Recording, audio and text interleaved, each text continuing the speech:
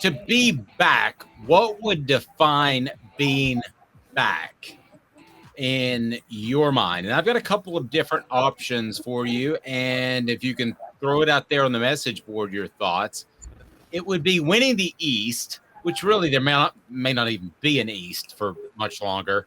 So essentially, that's beating Georgia right now. So we'll lump that together.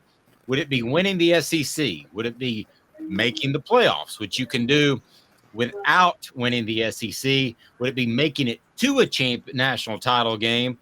Would it be making it to just Atlanta for an SEC championship game?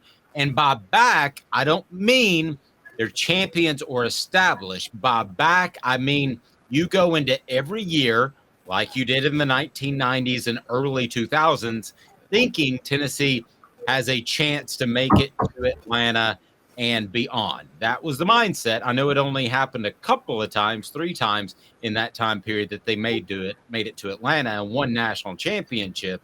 But that is my definition of back, where you go into every year and you think you got a puncher's chance at the very least. So what would define being back in your mind? And then we'll go to the message board and get your all's thoughts and what defines being back. And now, Okay, Travis says next. Okay, we won over 9.5 this year. So if they win the over/under at 9.5, they're 100% back. I think it takes a little bit more than that, Travis. I'll be honest with you. I think you've got to at least get to Georgia. Caleb, you. So I wouldn't just say beating Georgia, because Georgia could have a rebuilding year. Tennessee just beat Alabama last year, and until about when Josh Heupel was hired, people would have considered beating Alabama back automatically, the same way we're considering beating Georgia now. Or so Georgia to play really poorly, turn the ball over. Yeah. So the one game doesn't define it. I agree. Exactly. Heck, Tennessee football at their worst, if you look throughout the history, has some. 1959, guys, their one win over a unanimous number 1 team was 1959. That was a very mediocre team, known as the Stop against Billy Cannon. Go look it up. It's a great part of Tennessee football history. But so to be back, I would say a playoff semifinal, which would just be the playoff this year, but it would be a semifinal in the years after. They got to get to a playoff semifinal. That's back. And then over a 4-year span, once the playoff goes to 12 teams, they need to be in the playoff 3 of those 4 years. You can forgive them missing 1 year, because think the 90s. They would have missed a 12-team playoff in 94, in 92, in 2000. But no one would have said they weren't back. Those were just kind of rebuilding years. So they got to make the 12-team playoff 3 out of 4 years and make a semifinal once every 4 years on a overall scale. Okay, so you're not placing as much of an emphasis on the SEC and a potential SEC championship game bid. Why? I think as much as I hate to admit this, the importance of conference championships are dying very, very, very fast. The SEC is about to become a 16-team conference with 8 teams. Guys, think about this for a minute. The SEC is about to be a 16-team conference with 8 teams that have won a national title in the BCS era since the BCS started. You know how insane that is? And all 8 of those teams expect to be competing for national titles every other year. And by the way, that doesn't include Texas A&M. That has all that. You would at least agree, Dave, whatever you think of Jimbo Fisher, Texas A&M has the resources to be right there with all the other programs, don't they? Yes, I think they're one of probably 10, 12 programs that can say, hey, we've got every bit of the facilities and cash now with NIL to make this happen. I'm going to say, to me, it's just the Georgia hurdle and winning the East. And I say that because I believe that Georgia, now, if they repod this thing, we're talking about something else. But getting to Atlanta and overcoming whatever hurdle that might be, it might be Alabama again.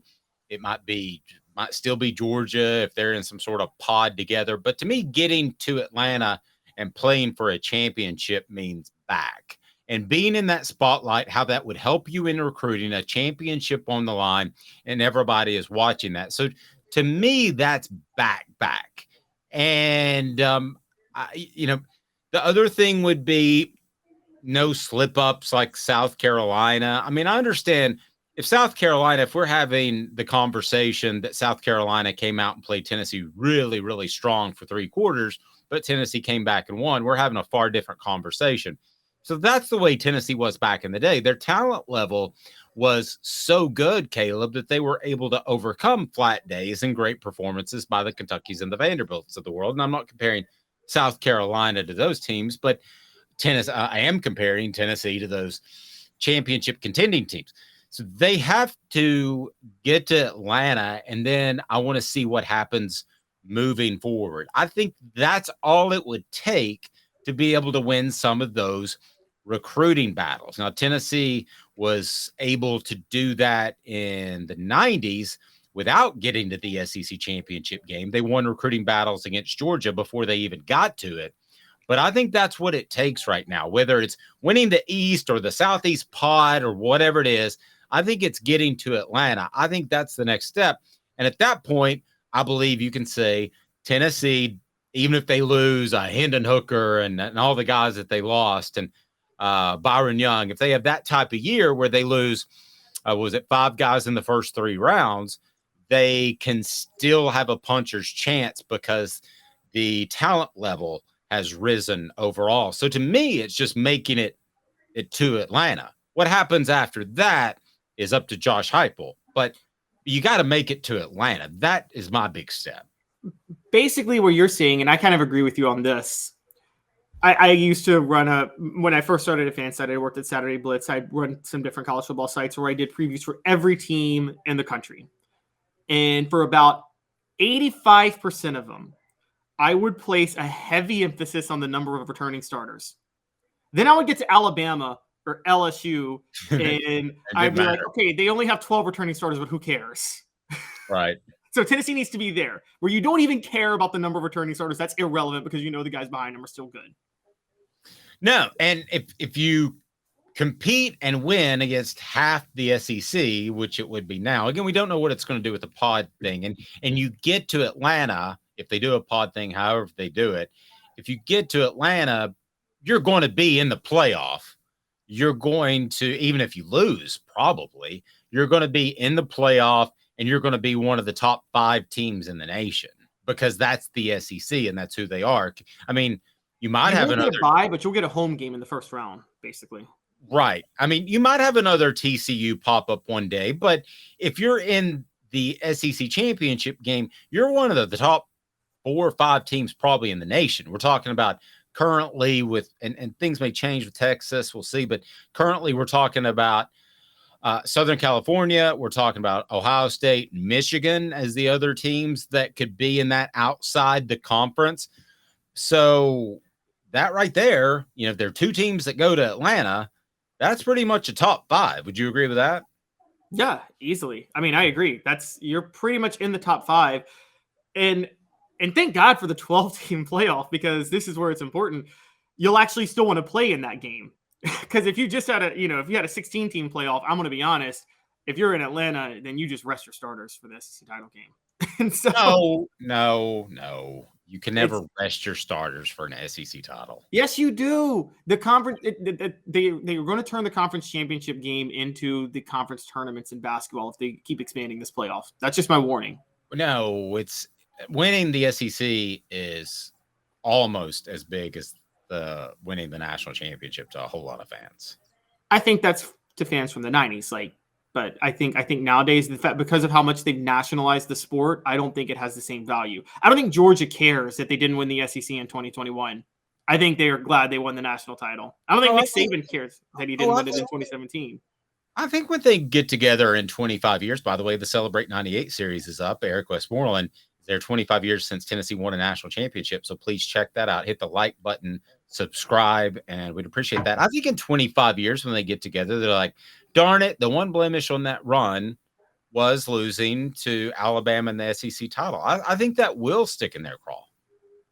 I don't think it will. I mean, you think it sticks in the Red Sox crawl that they didn't win the AL East when they overcame the curse of the Bambino in 2004?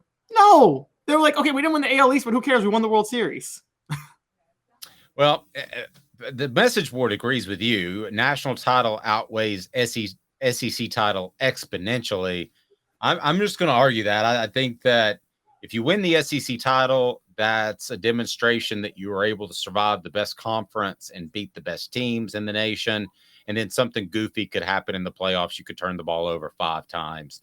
And so exponentially, I would disagree with you, Travis, but significantly, I would definitely agree with that. I mean, it's very significant, but I mean, I think the SEC title is still something that's pretty darn awesome. So I'm not willing to write that off as just something. It's not an SEC basketball tournament, I guess is what I'm saying. I mean, it's never going to be. But the more you expand here's the thing. I'm okay. Look, for the record, I'm okay with a 12-team playoff. Right now, the conference championship still does matter because you're not just you're playing for a first-round bye in the conference championship if you're playing in that. That's a huge deal. So there's something to celebrate. Plus, you get a first-round bye, so you don't have to play that first weekend of games, which I think you and I both agree. You don't want to play that first weekend if you can help it. You want that month off. Right.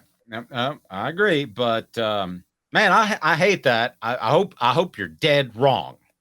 Because for the record, you may be right, but the SEC title should mean something. For the record, for the first 60 years of the SEC's existence, there wasn't a conference title game, and winning the conference title was still a big deal. I mean, so it's if you're hanging a banner, it's a big deal. Arbitrary or not. If you're hanging a banner, it's a big deal, and they would hang a banner. They would hang an SEC championship. You can hang a banner for winning the NIT, right?